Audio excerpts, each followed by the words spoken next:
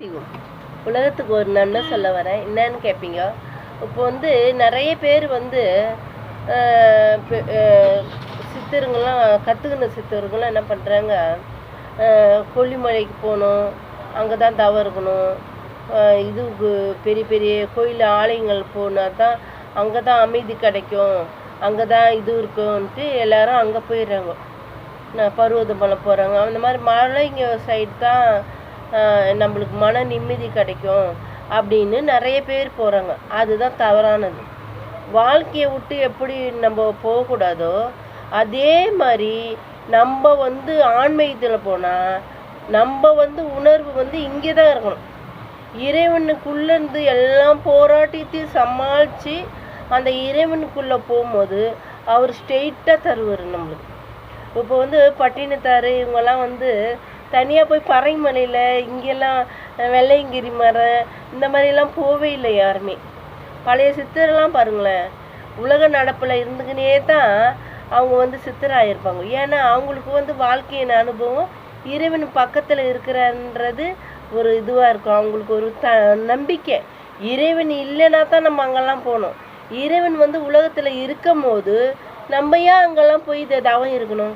இறைவன் நம்மளுக்குள்ளே வருவார், நம்மளுக்குள்ளே தான் இருக்கிறாரு அப்படின்ற ஒரு நம்பிக்கை இருக்கணும் நம்மளுக்கு முதல்ல. அந்த நம்பிக்கை இல்லாதவங்க தான் அந்த மாதிரி இதுலலாம் போயிட்டு நம்ம தவம் இருக்க வேண்டிய அவசியம் இருக்குது. நம்ம இறைவனை நம்மளுக்குள்ளே வாங்கிட்டாங்கன்னா, இப்போ தாய் தந்தை நம்ம தாய் தந்தை தான் அவங்க நம்ம தாய் தந்தைன்னு எப்போ நினைக்கிறோமோ அவங்க தாய் தந்தை தான். அதே மாதிரி இறைவன் நம்மளுக்குள்ளே வந்துட்டாலே இறைவன் வந்துட்டாரு அப்படின்றது நம்ம எங்கே தவ நிலையில் இருந்தாலும் நம்ம சிந்தனை ஃபுல்லாக இறைவன்கிட்ட தான் இருக்கும். இப்போ நான் நினச்சிட்டேன்னா நான் எங்கே நினைக்கிறேனோ அங்கே இறைவனை நான் என்னால் காண முடியும். ஏன்னா நான் அடுத்தவங்கள பார்க்கறது கிடையாது. அதனால் இறைவனை ஒண்டி தான் நம்ம பார்க்குறோம். அப்போ பார்க்கும்போது நம்ம எப்படி இறைவன் அந்த இடத்துல வராத போயிடுவார்? நம்ம நினைக்கிறது தான் கடவுள். அப்போ கடவுள் நம்மளுக்குள்ள வரலன்னு தான் அர்த்தம். அங்கெல்லாம் போகும்போது அதெல்லாம் ஒரு கற்றுக்கணுங்க தான். இப்போ இதுக்கு போகிறோம், காசிக்கு போகிறோம். காசிக்கு போக வேண்டிய அவசியம் என்ன இருக்குது? ஐயனையே நமக்குள்ளே வாங்கிட்ட போது காசிக்கு போக வேண்டிய அவசியமே கிடையாது. அதை சொல்ல உடலை அகலாக்கி மனதில் எண்ணெய் ஊற்றி சிந்தனை தீரி போட்டு ஐயனின் பாதத்தில் வைக்கிட்ட உடலே அகலாக்கிட்ட பிரிக்கும். உடலையே ஒரு தீப விளக்கு ஆக்கிட்டோம். நம்ம வாக்கிட்ட பிரிக்கும். கடவுள் எங்கே இருந்தாலும் வருவார். தவநிலை எங்கே உட்காந்தாலும் வருவார். இப்போ ஒரு மனிதன் இறைவனை எங்கே நினைச்சாலும் கண்டிப்பாக அங்கே இறைவன் வருவார். இந்த இடம் அந்த இடம்னு கிடையவே கிடையாது. இப்போ நம்ம கடவுள்ன்றது எந்த இடத்துலையும் இல்லாத கிடையாது. எல்லா இடத்துலையும் கடவுள் இருக்கார். எல்லா மனிதனுக்குள்ளேயும் கடவுள் இருக்கார்.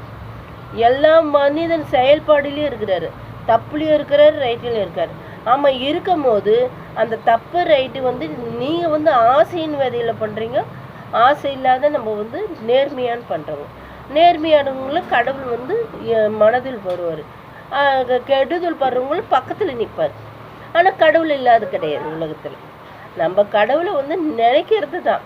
இங்கே அந்த மலைக்கு போகணும், இங்கே மலைக்கு போகணுன்னு கிடையவே கிடையாது.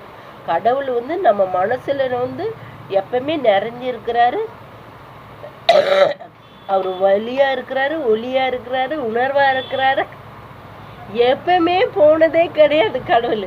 அப்போ எப்படி புதுசாக வருவாரா நம்மளுக்கு? ஆன்மீகே எடுத்தனால நம்ம உடலை உருக்கி தான் அவருக்கு செலுத்திடுறோம். அப்போ நம்ம உடலை உரிக்கிறோம். ஒரு ஒரு ஒரு ஒரு பழைய பொருளை உருக்கி எப்படி புதிய பொருள் செய்கிறோமோ அதே மாதிரி தான் நம்ம உடலை அவருக்கு உயிர், உடல், ஆத்மா எல்லாத்தையும் அவர் காலையில் ஒப்படைக்கும் போது எங்கே இருந்தாலும் கடவுளை வரதான் செய்வார். அது என்ன எல்லாம் எங்கேயுமே இல்லாத கடவுளே இல்லை. அதுக்கு தான் இப்போ ஜனங்களுக்கு ஆலயம் போன்ற போது ஆலயம் அவர் உங்களுக்கு நல்ல சிந்தனையை கொடுப்பார். எங்களுக்கெல்லாம் எங்கே வேணாலும் எதை பார்த்தாலும் எங்களுக்கு கடவுளை தான் தெரியாது. எப்போனா நான்லாம் வந்து எந்த பொருளை பார்த்தாலும் எனக்கு கடவுள் தான். ஒரு சின்ன பொருளை பார்த்து எனக்கு எந்த சிந்தனை ஆண்டவன் கொடுக்குறார் அதெல்லாம் கடவுள் சிந்தனை தான் எனக்கு. இப்போ எந்த பொருள் எனக்கு வந்து ஒரு மனிதனை புதுசாக காட்டினாங்கன்னா கடவுள் வழி காட்டியிருக்காரு அப்படின்னு நினைப்போம் நாங்கள். அப்போ வந்து கடவுள் வந்து இல்லாத நாளே கிடையாது, இல்லாத பொழுதே கிடையாது.